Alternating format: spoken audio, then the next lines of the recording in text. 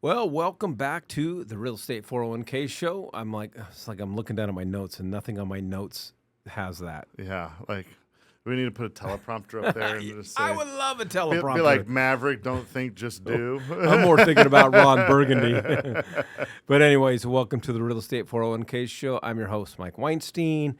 This is my partner, Ryan Gerdes. All right, so I don't want to make you tear up.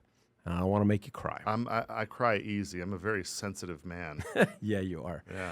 All right. So you and I both are losing our oldest. They are both just graduated high school. They are going to college. In fairness, you got off easy. Mm-hmm. Your kid's going to college down the street at ASU. My kid's chosen Tokyo.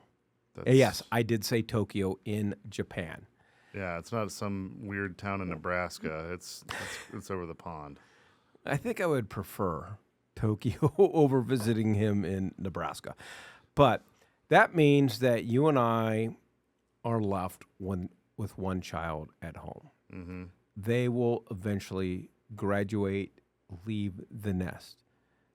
Do you and Christine ever have conversations of what is that going to look like?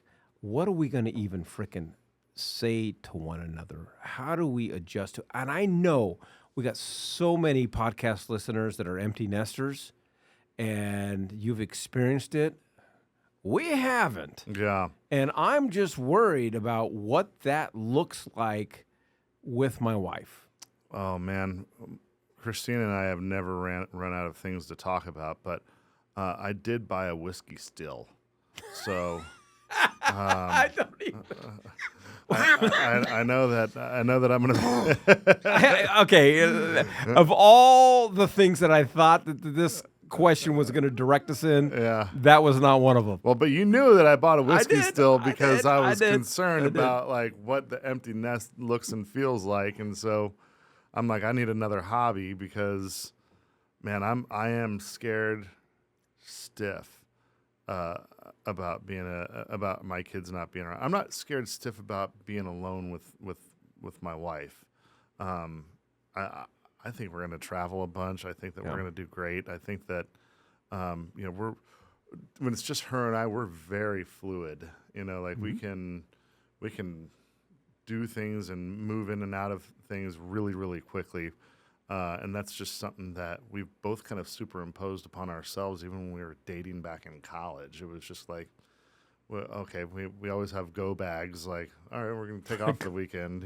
Like it's just kind of us. So I'm not worried about that. But she entertains the hell out of me, and I think that I entertain the hell out of her. So I'm not worried about that. I'm worried about the devastation that will ensue of not seeing my kids as much as I get to see them now. So that scares the shit out of me. All right, so fortunately for us, or unfortunately, depending on how you look at it, our kids aren't in grade school. Mm-hmm. But nonetheless, picking up your family and moving, and especially moving to a different school district, is it's a huge decision with a lot of ramifications. But we are now midsummer, and as far as real estate goes, preparing for the back-to-school market. A lot of people just haven't been able to figure out what to do this summer. Not sure. It's been kind of crazy. And now we're rapidly approaching the school year. What are your thoughts? What do we do? How do we assess that? More importantly, how do we take advantage of it? Oh, there's always going to be opportunities in any market, but like in these types of markets, there's even more. I feel like a lot of competition buzzes off in these types of scenarios, whereas like when you're in one of those bustling markets where you're seeing 2, 3, 4, 5% gains month over month on your real estate, it's harder to envision where those opportunities are. But when you're in these types of situations, there's sellers out there. There's people that do need to or want to sell their property, and they and they're not I think that it is going to be more and more common to have off-market deals than ever before, percentage-wise, for over the past 20 to 30 years, especially with what's happening with the DOJ situation. And so with what's coming up with kids getting back to school, I think that if you are somebody that wants to move, or if you're like, you know what, I'd love to increase or start a real estate portfolio, be open to the opportunities that are out there. Understand that people aren't just going to come to you and say, hey, look, I'm looking to sell my property or sell my real estate.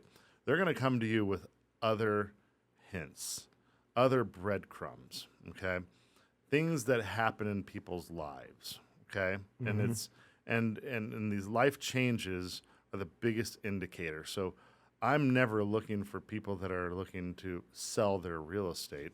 I'm looking for people that are experiencing life changes, both good and bad, because I know that they're going to sell it, and then they can trust me because I'm going to come to them with an offer, and I'm going to be completely transparent.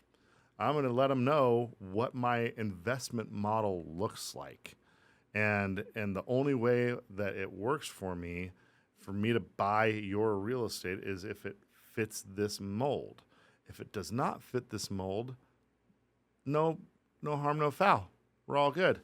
But I do think that whenever we're going back to school, we see a lot of different new opportunities come up for both, not just the person that's wanting to use it as a primary residence, but for investors as well. I think it's kind of like one of those cool, like little hybrids. So, all right, you threw out a term there. We throw it out all the time because we know what it means. But I, for the benefit of our listeners, you say off-market deal. Mm-hmm. Help us understand what that means. And then my second question is, we talk with so many people. They find the off-market deal, and everybody wants to save money. So I'm going to go directly to seller, or seller says I'm going to go directly to buyer.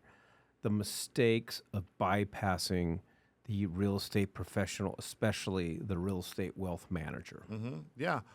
So off-market deals are any deals that are not published on a multiple listing service. It's not widely known to the public that this property is available for sale. It's usually word of mouth or a he said, she said. Could be a rumor that ends up being true, right?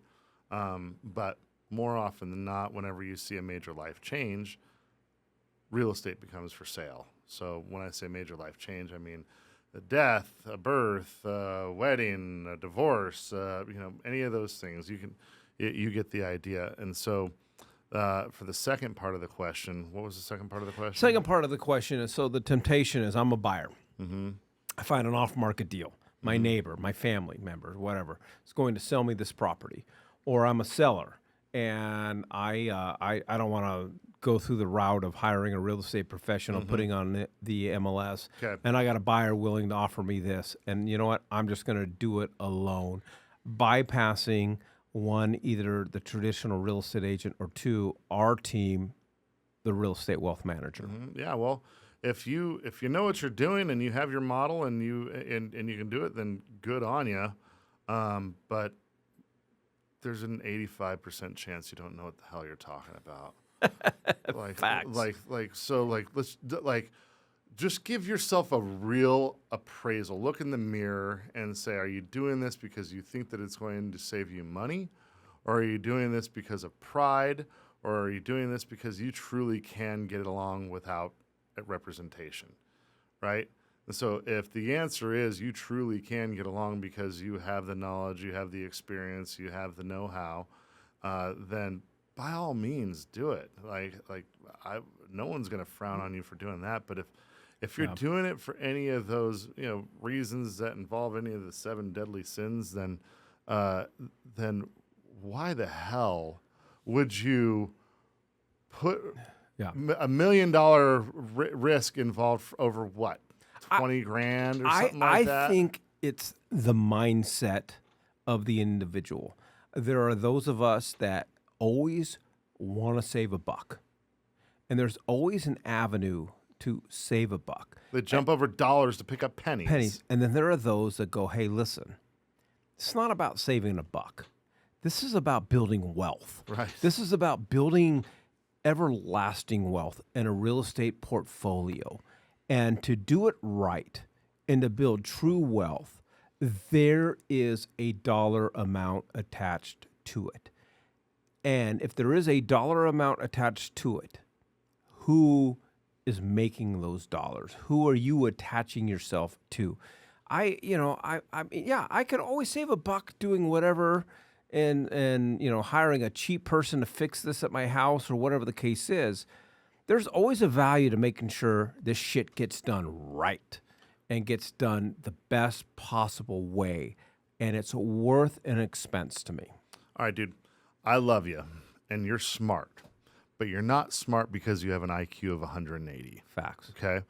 You're smart because whenever you have something going down, whether it be buying a car or whatever it is, doing taxes or whatever, you're going to find the person that's best at doing that, put them into your camp, and then pay them not only fairly but quickly when services are rendered, and then you are going to reap those benefits in perpetuity. And that's what smart people do. That's what successful people do.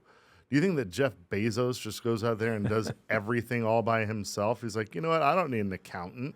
Yeah. I don't need an HR person. I'm going to go to LegalZoom because I got a contract I got to do. I don't need an IT guy. I don't need an operations officer. I can do all that shit by myself. No, he goes out and he finds the best, and then he pays them a shitload of money, and he pays them fast, and then they go over there and make him the richest man in America. Boom. Like, don't overthink it. When you just mimic what smart, successful people are doing, and then you, by proxy, will become one of those smart, successful people. All right, so I don't even know. We digress. We were talking about first time preparing. No, we were talking about preparing for the back to school market. It doesn't matter where you're at. If you are wanting to build wealth in real estate and make the best decisions possible, it's not enough just to hire somebody licensed to be able to get you there. It's more about finding the right people to get you the best deal possible and, more importantly, put you on the path to building wealth in real estate. And that's what we do as a group of real estate wealth managers at the Real Estate 401k Group. Would love to have that conversation with you. I don't remember the code word, but I'm going to go with school. Text the word school to 623-AZ-RECON. That's school to 623-AZ-RECON.